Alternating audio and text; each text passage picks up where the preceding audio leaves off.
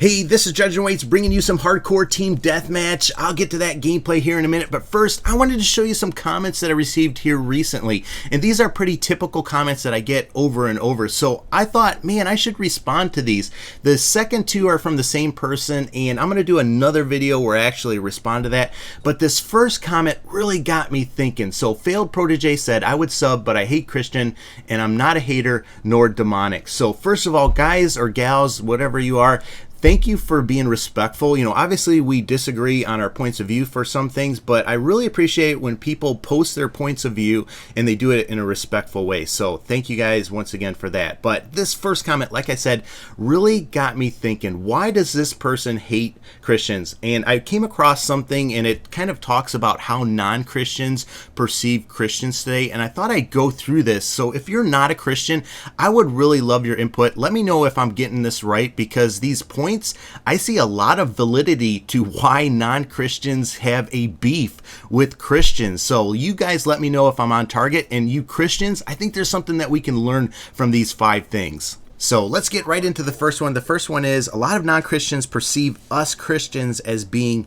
hypocrites. All right, probably no surprise there, but here's what they said. They said only 15% of the Christians that they knew actually walked their talk. So here's the thing, you know, there are going to be times that we make mistakes as Christians, probably times that people are going to perceive us to be hypocrites. We're not going to be able to do anything about that. But for somebody to look at your life and to generally say this person does not walk the talk, you know, that causes me to really take a good look inward. Am I walking the talk? Am I representing Jesus Christ? You know, we as Christians, we claim that Jesus Christ has changed our lives. Well, if that's the truth, shouldn't our lives look differently? So, you know, if you're a follower of Christ, take a look at your life. You know, I'm not saying you should be perfect or you're going to be perfect or anything like that. Man, trust me, I make tons of mistakes, but in general, somebody should be able to look at you and see something different if you have truly repented of your sins. All right, so that's the first thing. Number 2 is, a lot of non-Christians see us as being focused on converts. They say that oftentimes they feel like they're targets. You know, this Christian is just trying to get them saved. And here's the startling thing, all right? These non-Christians felt that by and large, Christians didn't listen to them and Christians didn't care about them. So in other words, it's almost like these people, these non-Christians, are just targets or just numbers. You know, one thing that I love about Jesus Christ was he was known as being a friend of sinners, a true friend of sinners, all right? This drove the religious people in Jesus's time nuts. In fact, they said, man, this Jesus guy, he actually dines with sinners. He actually hangs out with them. But he did it because he genuinely cared about people. Guys, do we genuinely care about people that don't know Christ, or are we just focused on how many people we can get saved or how many baptisms we can get and everything like that? Guys, we need to be caring people, and this can't be something that we fake. This has to be something real. So let's focus on relationships and not numbers, and not make these people feel like they're targets. All right, moving on to number 3, and let's get super controversial with this one. Non-Christians perceive us Christians as being very anti-homosexual. All right, so let me say this about this topic. All right, there is a very real need for us Christians, guys, to show biblical compassion as we address this issue with our biblical convictions. There are too many people, or maybe I should say there are too many Christians running around in the world today holding up the signs saying God hates you, faggot. And maybe we're not literally holding up those signs, not all of us, but a lot of us, in the way we treat people, kind of convey that message. We need to quit condemning people and instead be agents of God's grace. Guys, we need to speak the truth. I'm not saying that, but we need to do so in love and do so with compassion.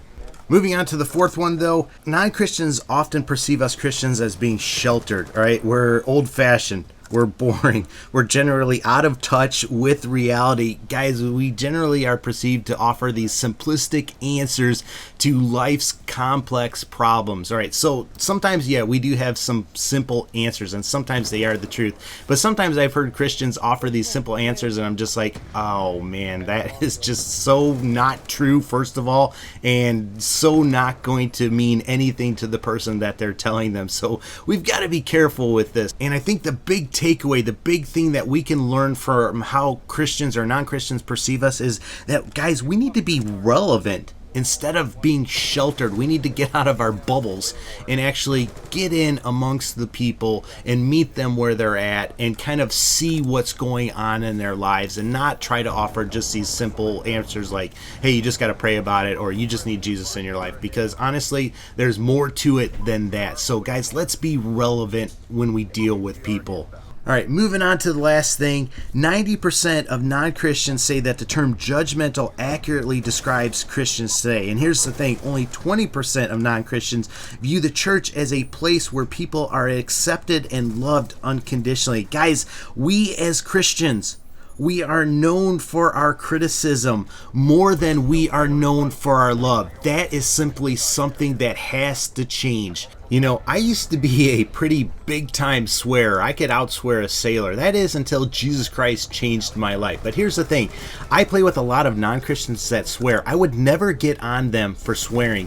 Why do we expect non-Christians to act like Christians or to follow Christian convictions? Guys, I think in general, you know, we need to quit focusing on people's sin and pointing those things out, and just realize that there are broken people around us that need to be loved, that need to be shown compassion. You know, overall, I hope there's something that you can pull from this if you're a follower of Christ, some areas where you can improve. I am in no way saying that we should be people pleasers. You know, if we walk an authentic walk, people are going to have issues with us. But I think there's some things that we can learn from these perceptions. But let me know what you guys think about it. Let me know if you agree or disagree. The only thing that I ask you is please be respectful in the comments. I hope you liked this. If you did, I would really appreciate it if you give this video a thumbs up. As always though, take care and God bless.